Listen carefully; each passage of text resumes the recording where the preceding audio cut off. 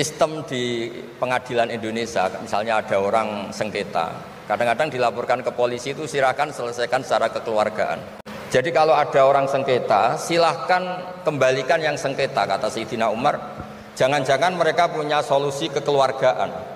Karena kalau diputuskan di pengadilan, itu bisa yurisuddohoin, bisa melahirkan dendam, hasud, dengki. Tapi kalau mereka diselesaikan dengan logika mereka sendiri, dengan kearifan mereka sendiri, maka itu lebih baik. Ini juga yang dilupakan, setiap ada masalah itu dikasuskan di pengadilan.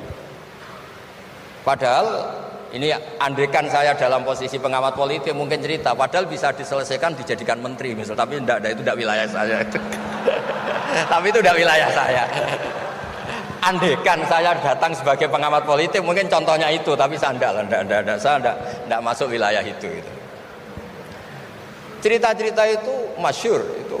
Dulu ini cerita lagi ke Habib Quraisy di Abi Quraisy ya. Pernah ada orang itu saking solehnya beli tanah. Mestinya beli tanah seisinya. Lala tanah itu emasnya banyak. Setelah itu orang itu bilang, saya ini hanya beli tanah kok isinya emas banyak, ini gimana? Bilang sama penjualnya. Penjualnya nggak mau, enggak, saya jual tanah seisinya, emas itu milik kamu, enggak, saya beli tanah kok dapat emas. Itu dulu penyelesaiannya bilang, kamu punya anak putri, kamu punya anak laki, ya sudah besanan saja biar gak kelio. Jadi dulu banyak cerita-cerita kearifan yang orang tuh udah harus rame-rame di pengadilan. Ya tadi andaikan saya politik, mungkin contohnya nggak usah di MK lah, dimenterikan gitu. Bisa andaikan saya politikus. Tapi enggak, itu udah wilayah saya. Jadi di antara kebaikan Islam, benan nas, bukan benal muslimin, bukan benal muslim wal kafir, benan nas.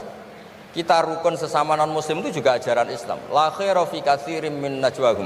Diskusi apapun tidak baik kecuali diskusi-diskusi yang menyuruh kebaikan, menyuruh sedekah, au islahim bainan nas, atau diskusi yang menjadikan kita baik-baik saja. Hubungan kenegaraan, hubungan kebangsaan, hubungan kemanusiaan baik-baik.